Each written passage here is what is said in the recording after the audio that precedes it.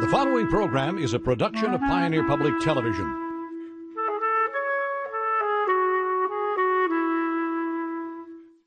Your Legislators is made possible in part by the generous financial support of Southern Minnesota Beet Sugar Cooperative, a highly sustainable, shareholder-driven cooperative that safely produces, processes, and markets sugar while being environmental stewards to ensure future opportunities for its shareholders, employees, and surrounding communities. Additional support by MAPE members, making Minnesota clean waters, safe communities, quality education, and veterans care happen. We work hard for Minnesotans. And by Ask Me Council 5, a union of 43,000 members who advocate for excellence in public services, dignity in the workplace, and opportunity and prosperity for all working families.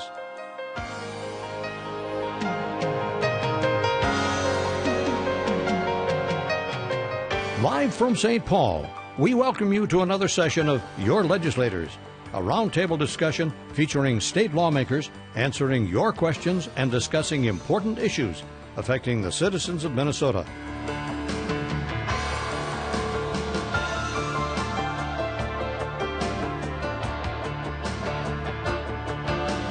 Join the conversation online on Twitter and Facebook.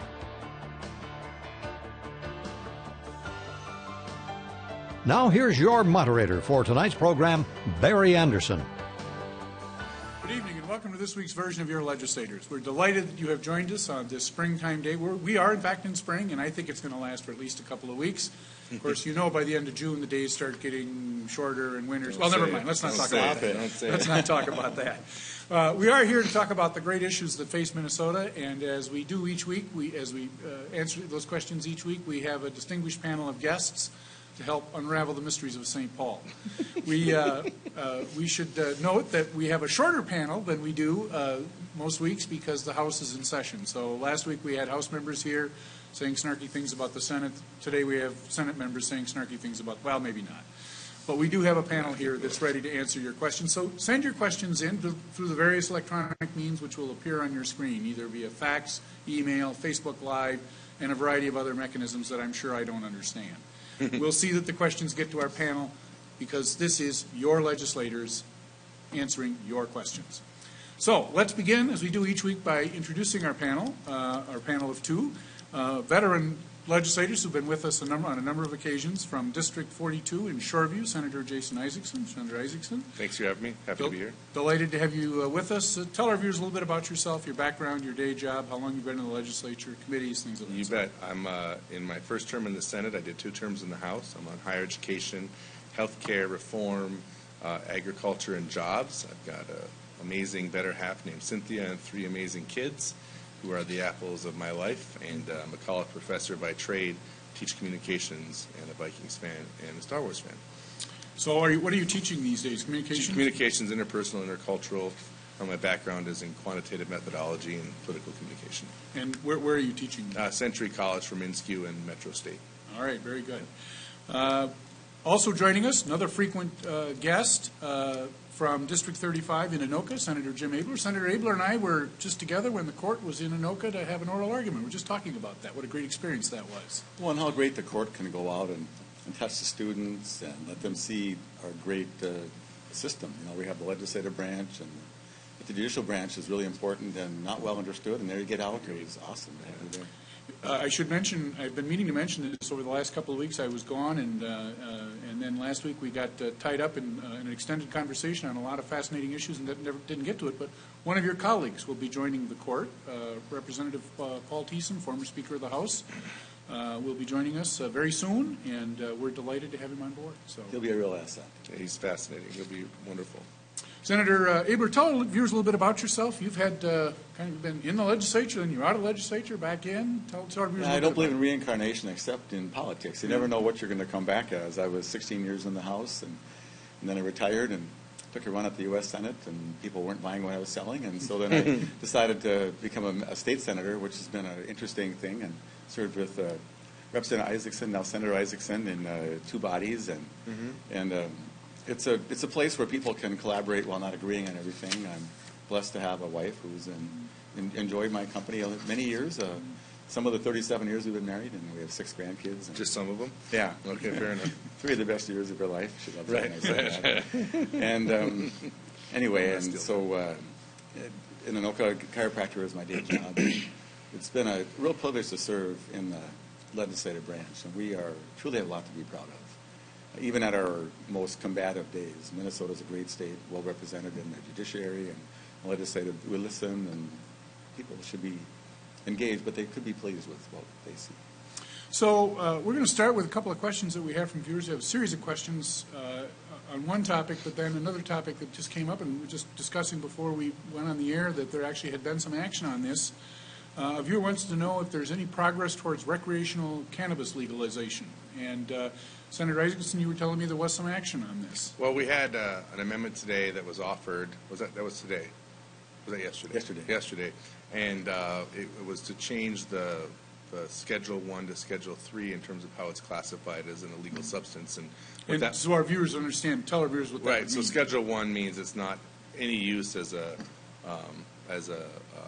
medicinal purposes. It's the worst version of what you could have in terms of, and with the removing that down to a Schedule 3 would have said that we have medical uses for the drug.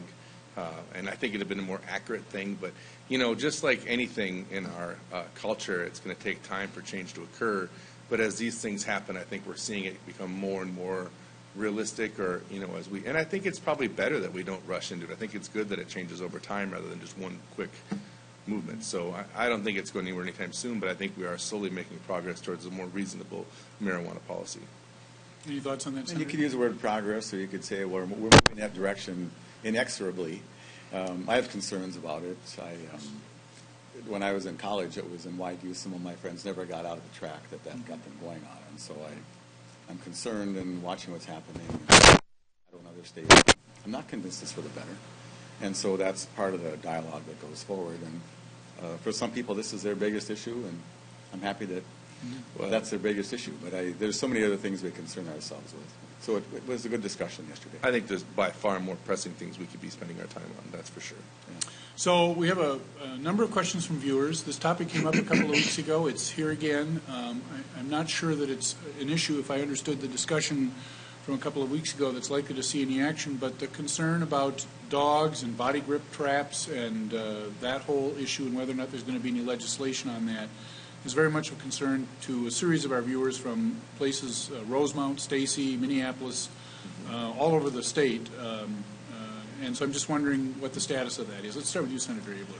Well, and it came up just, the days blur together after a while, but it came up just recently, both those topics. And I did realize, and I'm surprised, you can actually trap on private land without permission. And you can use those snares, which are horribly, they're lethal, but they're torturous to the poor animal. And I was on the short end of both votes. I voted that they should have, in the past I voted for private land and voted against the snares. And I would not think the trapper lobby is that strong, but it is, and they prevail to allow those, and I find that disappointing. I offered the amendment that you voted on, and I've been a proponent of changing those rules for quite some time. And I'm clear to point out that my family has a long history in western Minnesota. Some of them actually made a living on trapping just a couple generations ago. And it's not that I don't understand the importance it brings to our culture and part of the Minnesota way of life, but we could be reasonable about this. And the fact that you're legally able to, it boggles my mind that the folks that hate this data privacy stuff and want all of our freedoms protected would even be okay with the idea that someone can just come and put a lethal trap on my property. One senator lost her pet to that when someone did that on her property, and it just boggles my mind. And so I'm going to continue pressing that issue all day. Snares, the dog head grips that happen at that. Well, they're not meant to be. I think it failed. Yeah, by a vote. and then and I have no problem with trapping, but we have to be thoughtful about it. You shouldn't be able to do it on someone's private property. I can't think of any other reason why you can do that. It is just amazing. Boggles mind. You have to have a trapper, some of the pro trappers on board, and there must be another side of the story. We have had some discussions on this, and I suspect that we will in the future. And I rather expect that this issue will probably come up for a more extensive discussion next year when there's more time available, would be my guess. Yeah. But we will see.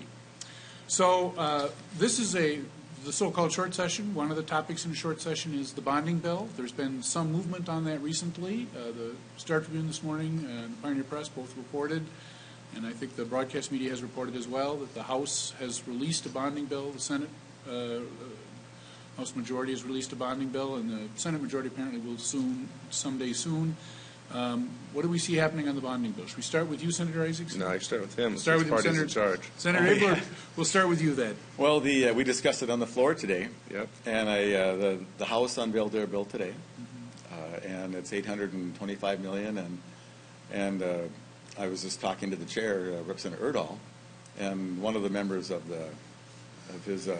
one of the Democrats said, "How did you take so little money and make it look so good?" And the discussion, there's two main discussions on the bonding bill discussion. One is what are you buying, but also how much are you spending?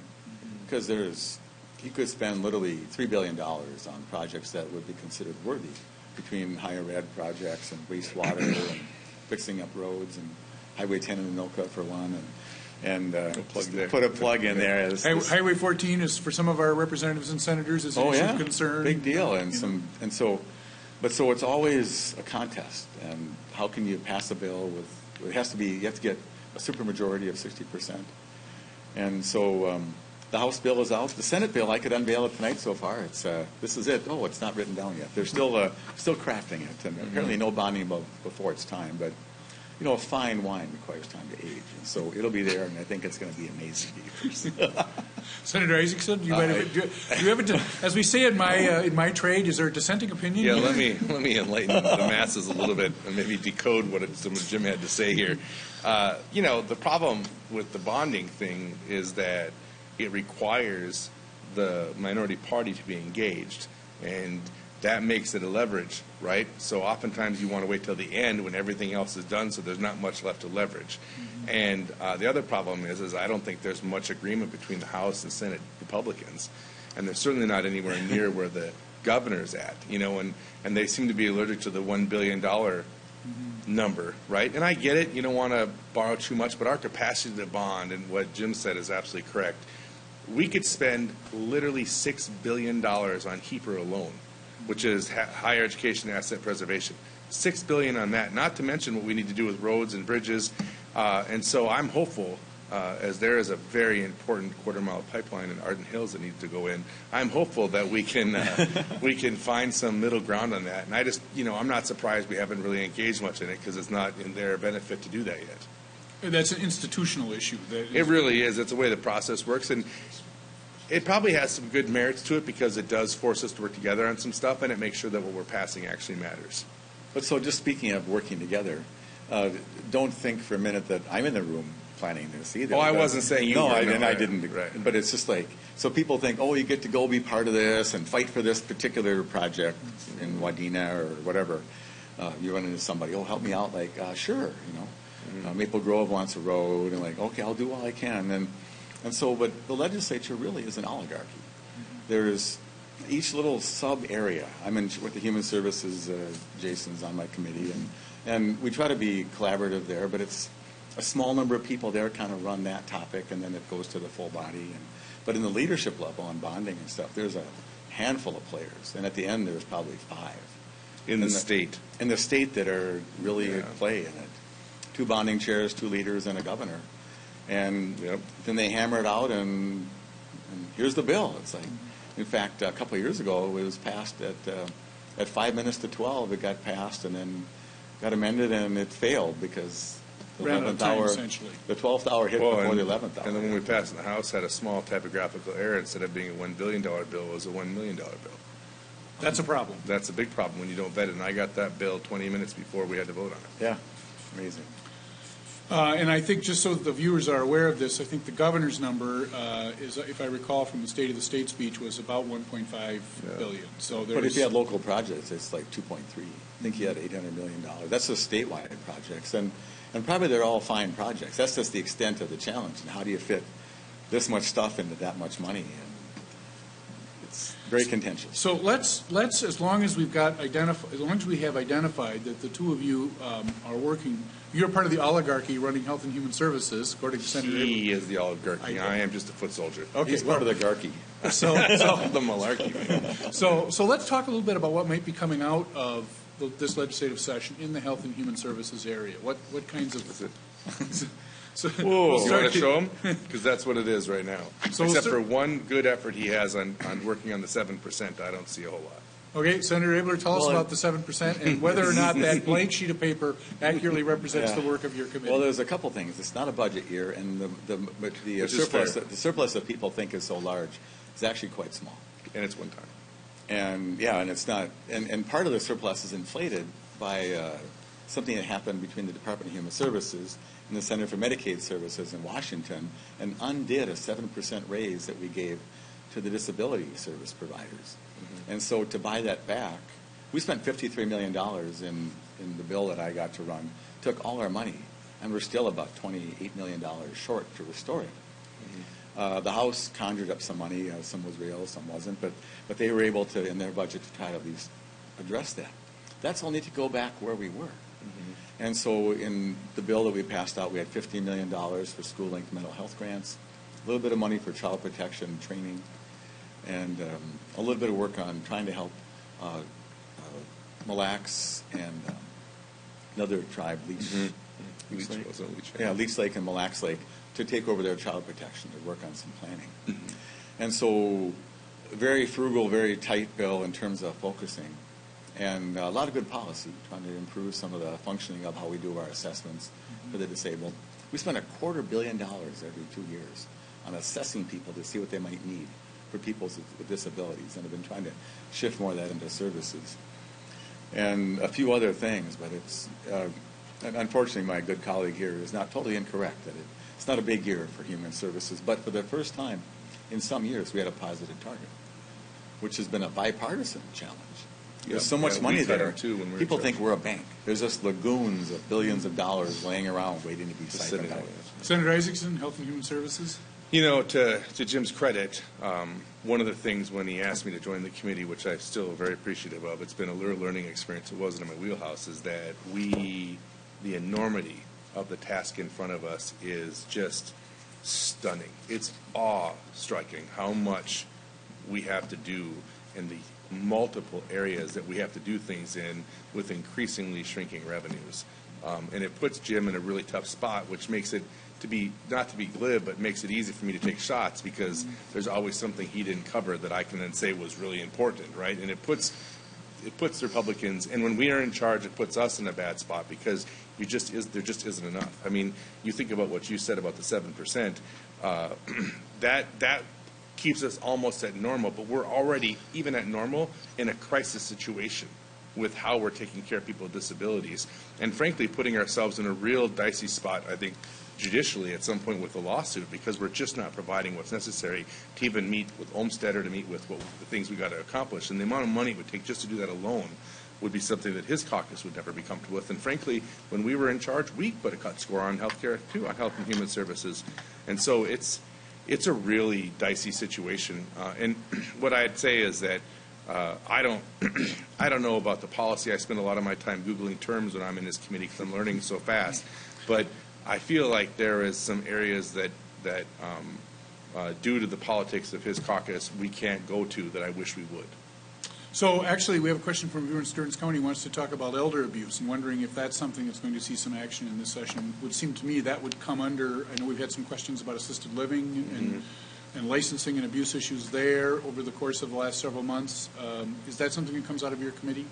Well, we have the money for the nursing homes and assisted livings in our committee. Actually, Senator Housley has the Committee for Aging, where they did the policy work, and the oversight is actually in the Health Committee run by Senator Benson. It is a mess. We uncovered it in the Aging Committee last spring when they talked about how they only investigated less than 10% of all the complaints. So your mother or somebody's grandmother has an incident at a nursing home or assisted living. In less than 10% of the cases did they even bother to investigate. And it was like horrifying. I told them my teeth fell out of my head, and I was shocked. And I said, if I was the CEO, Mr. Commissioner, I would be there on weekends making calls and working on this. And there was no urgency from the department. Well, and so, and then they fired Dr. Abeler as commissioner, and he was a good man, but it was a horrifying matter. And so, actually, the Senate has led with some strength in this topic, and in a I think a bipartisan way. We're very strong trying to find a way to get oversight and change not just how you watch it, but actually what's going on, and to have standards for assisted living, to have credentialing and upgrade what we expect.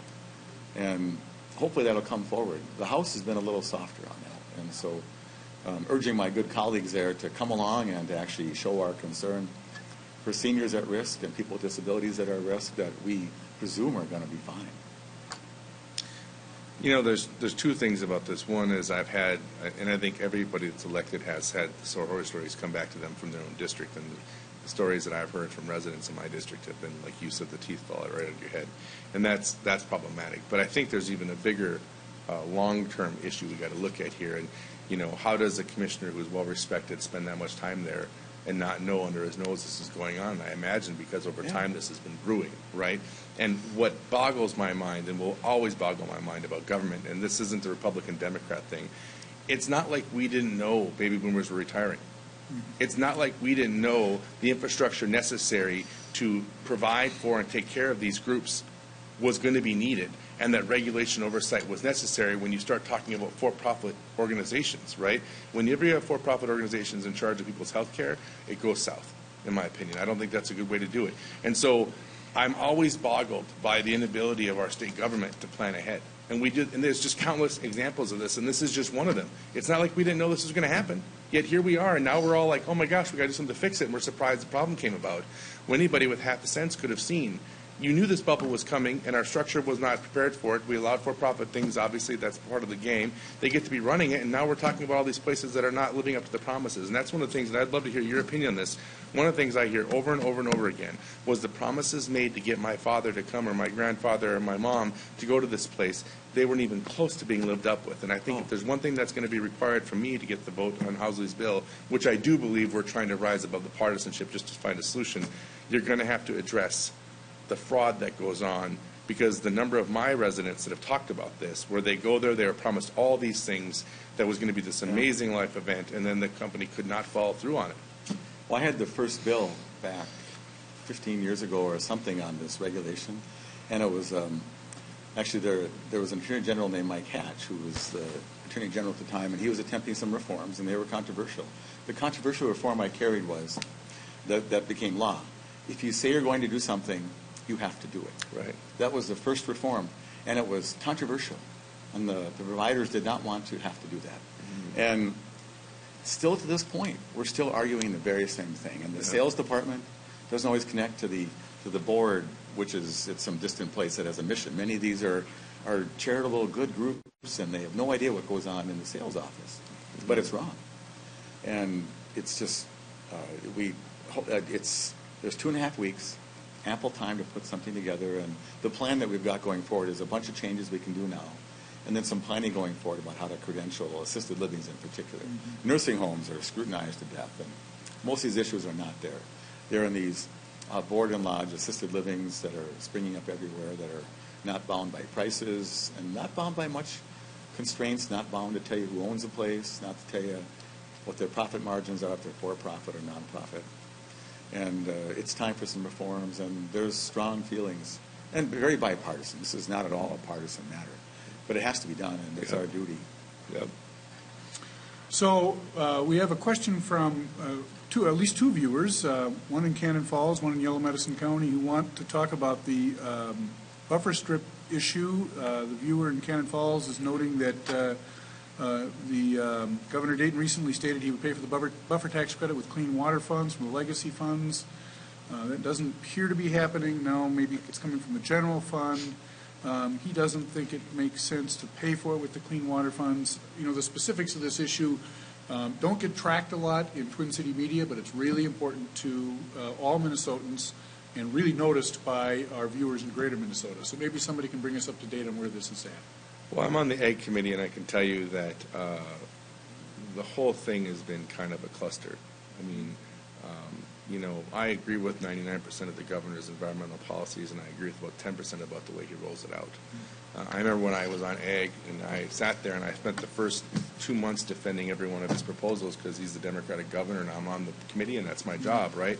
But after a while, I began to see a pattern that I was very uncomfortable with. And what was going on is Republicans kept offering bill after bill after bill that would limit his ability to do these rulemaking things. And I thought that was, well, this is the Department of MDA. You know, why aren't we supporting the experts on this? And what I realized is that oftentimes what we're seeing is the governor would make some of these rules like buffer strips or other things, and he doesn't really connect as well with the people that it affects. And so this is an example of how now we're going back and forth in crazy negotiations. And I get it. You know, if he'd have went in and said, oh, I'm thinking about doing this, they'd have rose up and said no, right? And so how do you find some middle ground on that? But and so specific to this, I can't tell you where we're going to land on that just yet.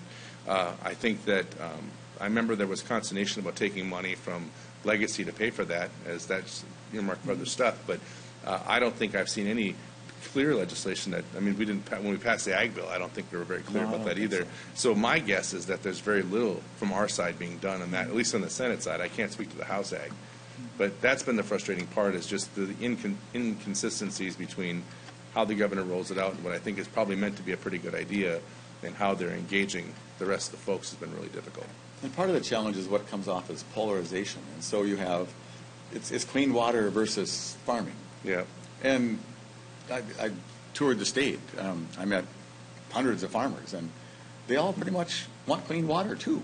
Most pragmatic folks you're going to find. And they want to, and they're conservationists, Yeah. you know, and they like clean water. But they also want to stay in business. And how do we manage this? And so it comes off as though there's two sides, and actually they're so close to agreement that if there was this discussion that Jason was talking about, the polarization is what kills it. Yeah, and so then, oh no, we're doing clean water. We're not going to yield on this buffer thing, and there's plenty of room to find a way to keep the water clean, I think. And if I can just keep plug the one farmers thing, going. I'm sorry. If I plug one other thing, is that this is really an example of what happens when you don't have a comprehensive water strategy for the state.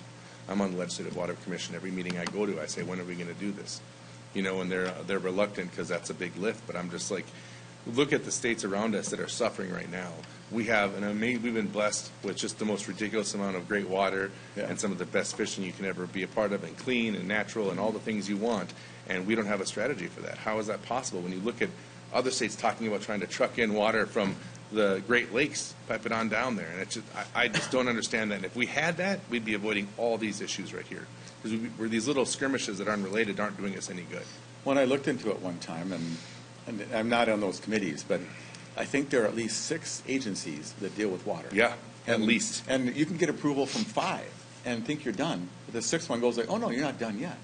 And so it's time, I think it could come out of a governor's office to lead on this, or I wonder if there should be a sub-agency. Some bright senator from Shoreview maybe could lead the way to when they elect that guy, we should do that. Yes. Well, specific to what you just said, Senator, the Star Tribune this morning had an article about the Hiawatha Golf Course and the pumping issues that are going on there. And I realize that isn't necessarily something that this legislature is going to resolve, but it is just an illustration that's one of the many issues that exist that affect or touch on water-related questions. And, you know, water could be the future gold. Well, and we're sitting on a gold mine, and our state, if you said Legislative Water Commission, I was, again, like healthcare, how complicated it is, and the science behind managing, and how the regions of our state are so different geologically in the way they respond and how much water they hold. It isn't easy to draw. I'm not saying that plan is something you can whip up over a weekend. It just needs to be done. One of the things that comes up when you've done this program as long as I have, that's both a good thing and a bad thing. You could get there are majority and dissenting opinions on that, but I recall some years ago discussions about the issues in southwestern Minnesota, Worthington, for example, which is actually piping in water. Yes, it is, because of its geological situation, and needed some help from the legislature because the federal government wasn't coming through on that. Right. Senator Weber was talking about that today in the retiring room, about how he's trying to get a second pipe in there. And he told Osmic, who was against it, that that's how he's going to get his shrimp out and distribute them across the state. Because he's got a shrimp farm down there now that he got set up. So we're farming shrimp. Isn't that innovative? Well, there you go. There you go. Transportation. Viewers wants to know what is likely to happen in this session on transportation. What do you think, Senator Isaacson? I think the can is getting kicked down the road again. What is it? The last estimate was about $6 billion we need to put into that just to get our state whole again. And I don't see, we can't come up with a dedicated source of funding. There isn't the political will in the legislature right now to pass a gas tax, and there clearly isn't a political will to bond all the things we need to bond for. Yet it's clear from the chamber to local small towns we need a better infrastructure for roads. And I think lost in that isn't just infrastructure for roads and making sure our bridges are safe, but our inability to grasp the importance of transit in Minneapolis, St. Paul, and the outer metro is just stunning. I have cities in my district, which is right around the 694 Beltway, that literally don't have any buses that go into it. Now think about that. I'm 10 minutes from the Capitol, 12 minutes from the Capitol, and if I go 2 minutes north, I'm out of bus service. And when I hear, and I'm not picking on Jim here, but when I hear the Republicans beat up on the Democrats all the time for the racial and the disparity gap of education and the equity gap when it comes to how much money they're making in Minneapolis, St. Paul, and all the social ills that come with that, and then at the next breath they're not willing to pay or support any of the transit to get those folks to people where they have jobs. I have 3 Fortune 500 companies in my district and numerous other mid-level corporations. St. Jude Medical, just 2 years ago, was looking for 120 people to come in and be frontline technicians on their stuff. And they don't have the way to get there. We have the labor force sitting in Minneapolis and St. Paul, and we have a lot of jobs all over the suburbs. These corporations and businesses need to hire, but we're unwilling to put transit into play there. And that just boggles my mind. If you want to solve a lot of the ills happening with the social problems we're struggling with in inner city Minneapolis, St. Paul, get the parents some jobs that they can make some money at. And a lot of that stuff is going to naturally manage itself because they're going to have enough money to be successful. They can be there for their kids. It just creates a good, positive snowball instead of this negative one we've had. And so I don't know what we're going to see this year. I haven't seen anything truly meaningful. Correct me if I'm wrong, and maybe you were there. I can't say that I've seen a lot. And that really is irritating because why am I at the Capitol if we're not going to actually pass something to solve some of these problems? Well, it's a problem that defies resolution. We did pass a gas tax in 2008 with 6 Republicans and 80. You were one of them, right? Yeah, and 85 Democrats, and that has made me both a hero and a villain. Yet, but it was the right vote to do. The bridge had collapsed the year before. There was no plan, and I think that we should pass a constitutional amendment to have one Republican represent both Minneapolis and St. Paul. Pick any one, many of the seats you want. So then they'd have to actually live in the challenges of the inner city. So then they'd have representation. If we can have one in Wright County, I think we'll probably work something out. That'd be fair, yeah. And then they can talk about urban sprawl as a good thing. But so we can talk about buffer strips, maybe. Yeah, then they understand. But the trouble is that it's become again so polarized. And actually, what's made it worse has been the trains, and I'm a North Star fan. But the Hiawatha, which, by the way, was like one of the poorest places to put a train. You could have put it in any number of corridors besides that, politics being what it was, and very expensive. And so with the federal government loading money, it seemed like it was free. And so now it becomes a political thing, and you talk about re-engineering of social engineering. That's what that became as the mantra, and it's not at all true. I had occasion to, actually I rode a bus rarely, but I had to come home early from the airport, and I did take the light rail to downtown, found some buses, worked my way up, and it took forever. And I had a whole new, just from that one experience, had a new appreciation for what people were living with. And so it's a problem. And so like any of the problems that we have a hard time solving, it doesn't work to make them political statements. And so you have to dig in and solve it, and we have to. Otherwise, we're going to crush our own recovery, and that's not good. And then you create disparities, even in certain populations, which is no one's intention. And your zip code determines your chance of success, which is not how it's supposed to be. It's not the American way. It's not the Minnesota way. So we've had some discussion on this program in preceding weeks about, obviously there's significant disagreement between the caucuses on light rail, but there has been some discussion about express bus service. Is that a piece of this conversation at all at this point or not? Yeah, but, you know, when you look at, part of the divide is, and this is where I don't know if you and I are on the same page or not on this, but you look at the amount of money that gets spent in, you know, God bless Hennepin County, they provide a lot of our tax base for the state, but the disproportionate amount of money that's being spent on the West Metro to the East Metro doesn't match the population and input of cash. And so sometimes that even locks up the politics where we have another express lane and I'm still sitting here waiting for a bus to go into Badness Heights. And so I think that is one of the ways we can look at that. It probably is one tool in the toolbox, but until we have a plan, and we don't, and frankly, his party doesn't see the Met Council as the devil, I don't know that we're ever going to fix that. Well, the Met Council issue does not help at all because they're the ones that run transit. Yep. And so I mean, on a good day, we get along pretty well. Mm-hmm. Personally, we have some disparate beliefs that aren't coming out much tonight, but collegial people who don't agree can actually solve things if you can get beyond all the talking points and the bullet points. And, you know, Southwest has been a corridor, Southwest Rail is supposed to cost like $1.6 billion. At one point, it could have cost $500 million, and the rest was going to be free coming from the feds, but it's still real money. Mm-hmm. And so the planners go, $500 million, we can get it, and now it's going to cost half of it or something. And you can buy a lot of other kinds of transit for $1.6 billion. The free effect from the federal money really has confounded the discussion. If we had the $1.6 billion to buy whatever we would have bought, I'm not convinced that any party would choose that as the answer. They would say, well, we could buy some roads, we could buy some buses, we could get some transit. And we've gotten so dug in on that now, though. No, that's what I mean, but it's... The Republicans are so using that to beat up people. You're paying for unneeded trains in Minneapolis, St. Paul, and then they make it so Hennepin's got to pay for it themselves, and they cut the funding. And but that becomes the icon for transit. Yeah. Yep. And so we can't, and maybe the answer is those self-driving cars that are going to take people to places. You know? I'm working on it. Which, by the way, I'm nervous about self-driving cars, but someday that's going to be... That's just because your generation likes to drive, that's all. We're dinosaurs. That's you and I, Jim. Yeah. We're the dinosaurs. I was just going to say that relative to transit, I live in the south suburbs, and I have had occasion to take that express line to Mall of America to catch the light rail to get to the airport to go somewhere. Mm-hmm. And so, it's superior down there. Right. It's really well done in that area. Yeah. Questions from viewers? This is a perennial. I don't think there's anything happening out in this legislative session, but we're going to ask it, and that is, anything going on with the Appleton prison? Senator Abeler.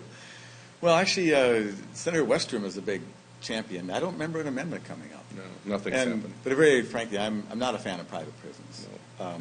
Well, I think this viewer is thinking that maybe sell it to the state or use it. I mean, I don't think they're looking to use it as a private prison. Well, that was the original. Yeah. But to use it as an asset. Moniker that goes with it. Yeah. And that's actually been stigmatized. Huge. By politics. Yep. And so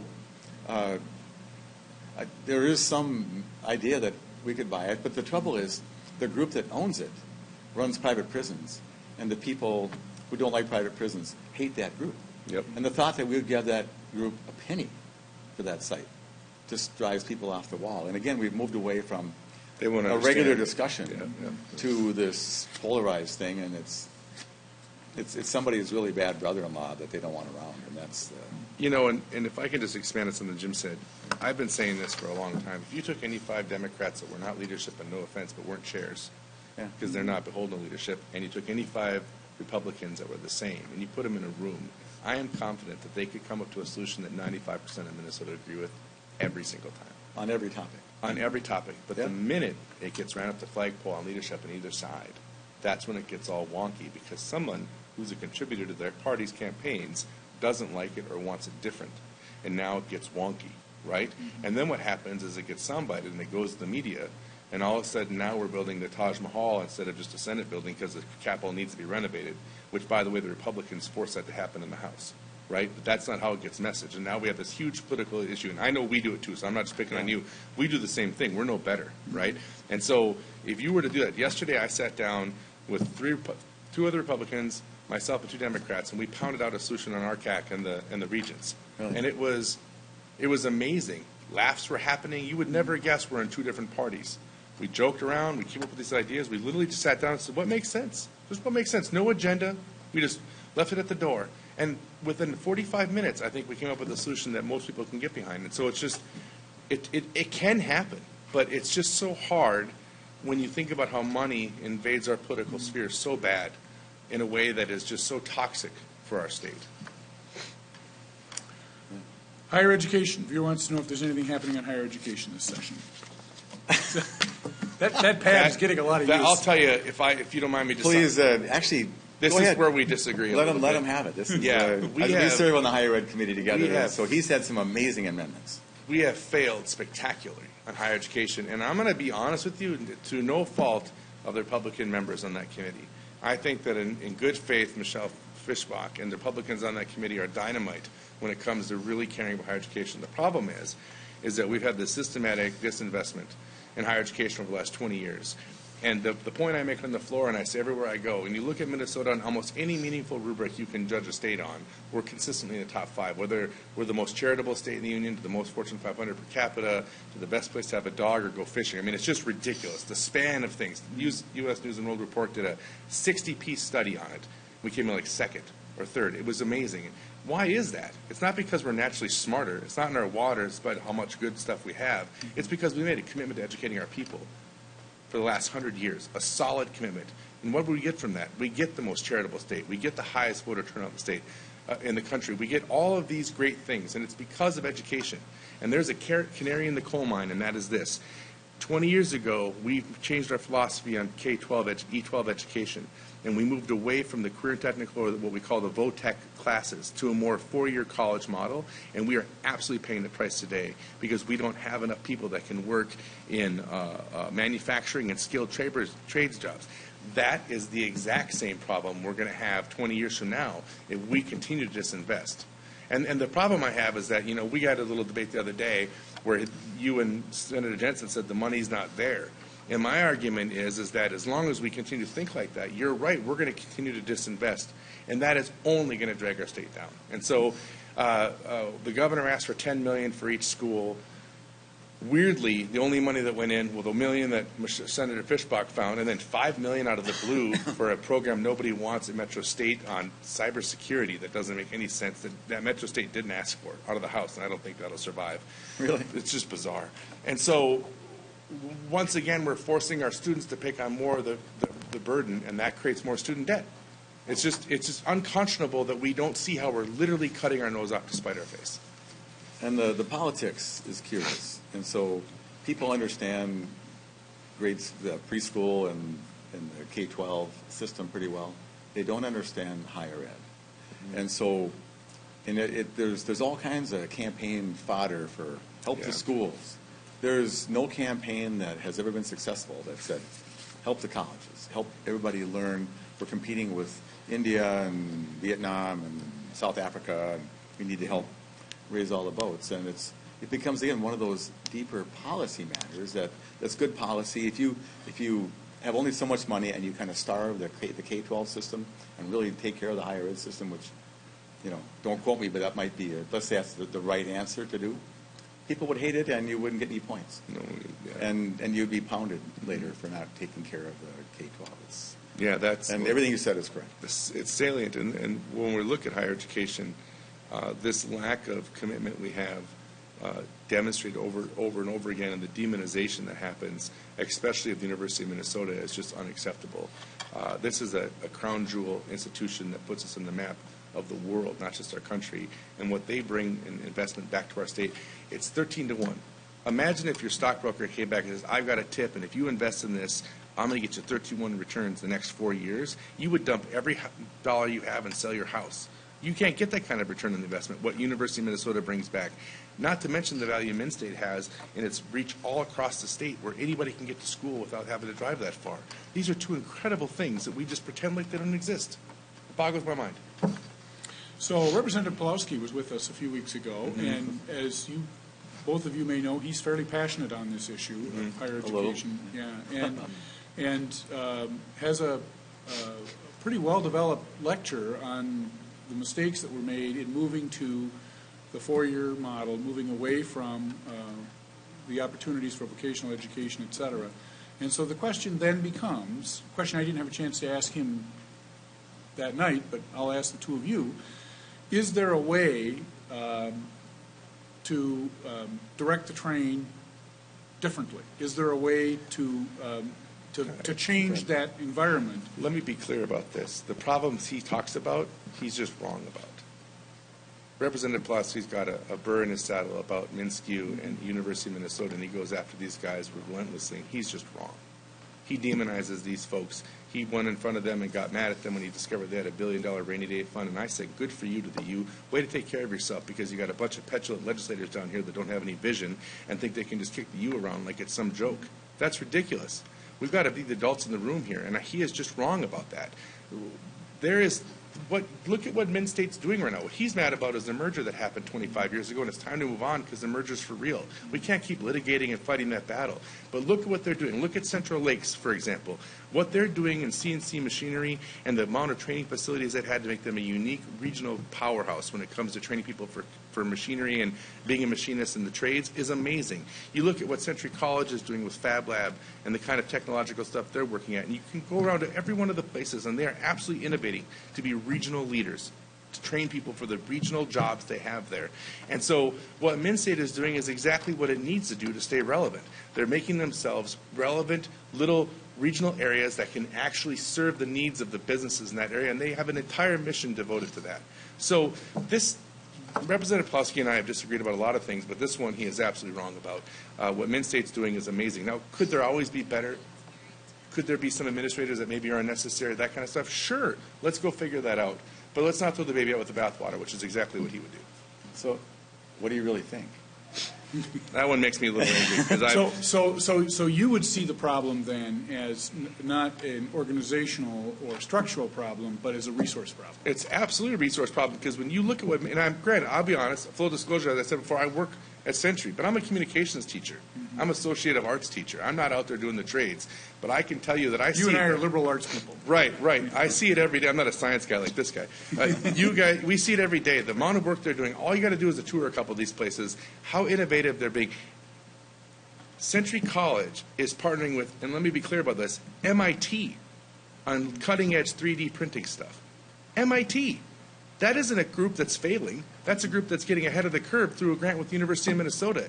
And all the schools can boast things like that.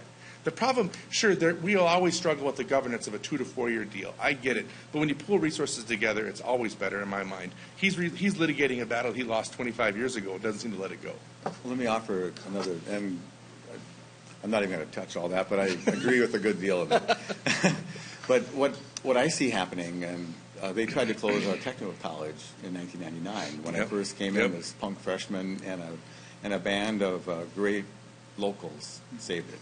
And no one thought, they had voted 13-2 to close in Okotok, and which was a great victory that we could preserve it, and it's booming now and actually has one of the lowest tuitions, and it's doing a good job. But what's happened in now Minnesota State, they spent $600,000 to rename themselves Minnesota State, never mind. But holy cow. But so what happens at these 2 year sites, there's actually kind of a program inflation. It takes a year to become a welder. I don't know how long it takes, but let's say it takes a year. They throw in some liberal arts training, and they need some English, and they want some better vocabulary, and then they want to get them an AA. But the people want to weld. And so the infiltration of the academicians infiltrates the 2 year programs to make them a little longer, a little more expensive, a little longer the people are not making any money. And I see this as a challenge, and I've kind of pushed back against it without much success, frankly. But if there is a way to kind of unwind a little bit of that, you can keep the merger, and last year I put a bill in to undo it, and just to needle them again, and to undo the merger just for entertainment. But there is a real difference in a 4 year university in the Minnesota State system and a 2 year tech. But they've done great things with adding even 4 year programs at 2 year sites. And one thing else, I like having all the opportunities for people to go within a 20, 30, or 40 miles of their house, so they have a chance to give it a shot. There'll be another move to consolidate. But the Minnesota State is every man's college. They all get a shot.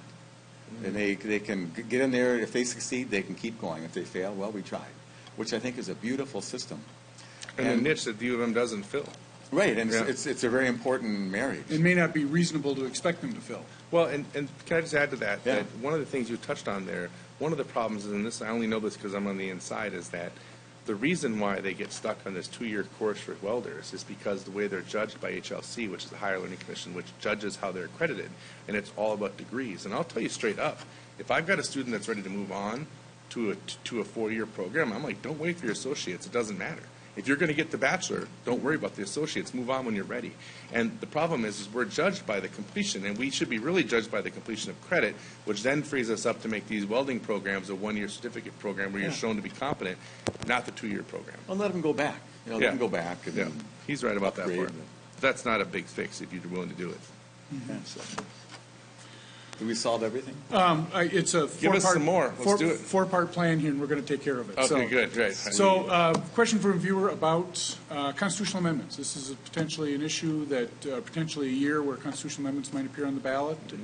What's Well, up those there? guys love them, so. So, don't you? Senator Abeler? They're amazing. Yeah, they don't always work as well as you think. I don't think they do. The commercial could have had a V8, which comes to mind. But there is talk about the transportation constitutional amendment, which has drawn some interest from individuals to dedicate all or part of the sales tax on. So it car doesn't parts. get new revenue, it's just current revenue that's already being spent elsewhere. This is working on the problem that defies resolution. And so that's proposed. I don't know if it's going to move or not. And Are personally, you supportive of that? I do not support the do it all at once. I would support a phase-in approach of 5 or 7 years, I think. But do you support the constitutional amendment? If it was 5 or 7 years, I think. If it phased in over time, so it didn't take a lump sum out. Because actually in my district, the teachers came in today and they were talking and they were concerned about this. And I said, well, you know my area. People care about schools and roads. That's my area. That's what they care about. And there's other things that cross their mind, but deep down they want to get home and they want to have their child have a good chance to succeed. And so I'm all about both of those. And if those are your priorities, this makes some sense, especially since politically a gas tax is untenable. But at some point, you need some new money.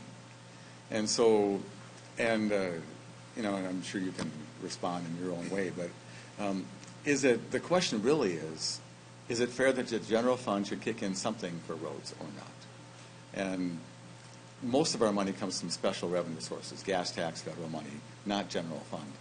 And so if you think that some modest amount could come from the general fund, then this amendment could make some sense, but only if it's phased in over time so it doesn't cause a big whack on the budget. And so that's a debate which I bet my good Senate friend may have a different opinion on. So. You know, I on one level, it's always just a ridiculously bad idea to legislate funding through the Constitution. The Constitution is permanent. It's meant to be that way. Situations changes, and having a dedicated fund coming out of that is just a bad idea, almost always. On this particular issue, I don't know that it's a good idea. I've been pretty clear about not being a good idea, but man, I get why people want it. Like, you look at the inability of our legislature to solve this problem when we've had, at least as a crisis as I've been told since I came in 12, and every year it gets kicked down the road. It did by our party in 13 and 14, it did by their party the last 4 years. And the reality is there just seems to be a lack of political will to find a dedicated source. So then the people that are worried about this say, you know what, well, we got to do something. So they come up with this idea of a constitutional amendment, which is what happens when the legislature refuses to act. So why they're doing it makes sense to me. I get it. I just don't think it's a good idea to abdicate the responsibilities of spending our money through a constitutional amendment. I mean, at that point, then why don't we just have everything be constitutional amendments, and we'll just spend our money that way and be done with the legislature, which is probably a dangerously good idea to some people. But do you see what not you, but do you see what I'm saying? And so this idea of a constitutional amendment is not a good idea. That's not a good idea. But man, I understand why they want it, and I can't blame them 1 cent for wanting to get this done, because something's got to be done. And if we're not going to act, I can see where other people are trying to. And in 2013 and 14, it was all DFL control. Yep. And so the question was, why didn't you raise the gas tax then? Because now it's a big thing. Oh, got to raise the gas tax. And the Senate tried to. But so the reason was they didn't have the votes. Because it's a hard, I mean, just to give credit to both parties, and it took a combination of Republicans and Democrats, and actually 4 who were no longer in the legislature on my receiving end of that. Yeah. And 2 who got kicked out right away, and pretty well just publicly displayed as bad human beings, and me, who still the discussion goes on. And so prudent people could find a way. But I think the public needs to understand, if you want your roads fixed, we need money from somewhere. And so where is that money going to come from? And that's the discussion we had in 2007 and 8. Sadly, the bridge fell down. The upside was people said, wow, that was a bridge that fell down. I wonder why. And it didn't fall down from lack of money, but they revealed 183 other bridges that had to get fixed with the gas tax money that we raised in 2008. And nobody got in trouble at the general election over that, because people realized that it was necessary. Just primaries and stuff. Primaries, yeah. So a viewer from Rochester wants to know, why does Minnesota tax Social Security for seniors? It doesn't. Pardon?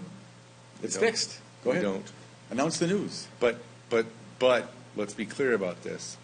It was advertised that we're taxing poor seniors who are trying to make a living, and they can't survive unless we get rid of this tax on Social Security. But let's be clear, those poor seniors that were already not getting taxed on Social Security. So what we did is we did an upper middle class to upper class tax cut for people on Social Security. Now, I'm not saying we should be taxing Social Security. I voted to get rid of the tax. I agree with it. But let's call it what it is. This wasn't some saving grace where we went and scooped down and helped out a bunch of people that were poor. Those people weren't getting taxed to begin with. Right, because they didn't make the income right. left. So I think it's kind of a misdirected argument, but I think it was good. What was it, 77,000 or so? It's up to that level, I think. Yeah, and now people it's, don't pay Social Security yeah. tax. I heard about that a lot at the doors. We got about 15 seconds left. Do we get out on time? What do you think? Legislature go home on time? Oh, yeah. Oh, yeah.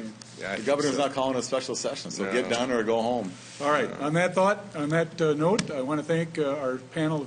We had a great conversation this week. I want to invite you, the viewers, to join us next week and all the weeks that follow until the legislature goes home. This is your program, Your Legislators, and we want your input. Thank you and good night. There's much more about Your Legislators online at pioneer.org/yourlegislators. Find out more about the history of the program, who has been a guest, and watch past episodes and discussions by topic. There's also a photo gallery, informative links, and much more. To continue the conversation, follow us on Twitter and Facebook. Thank you for watching Your Legislators. Your Legislators is made possible in part by the generous financial support of Southern Minnesota Beet Sugar Cooperative, a highly sustainable, shareholder-driven cooperative that safely produces, processes, and markets sugar while being environmental stewards to ensure future opportunities for its shareholders, employees, and surrounding communities. Additional support by MAPE members, making Minnesota clean waters, safe communities, quality education, and veterans care happen. We work hard for Minnesotans. And by Ask Me Council 5, a union of 43,000 members who advocate for excellence in public services, dignity in the workplace, and opportunity and prosperity for all working families.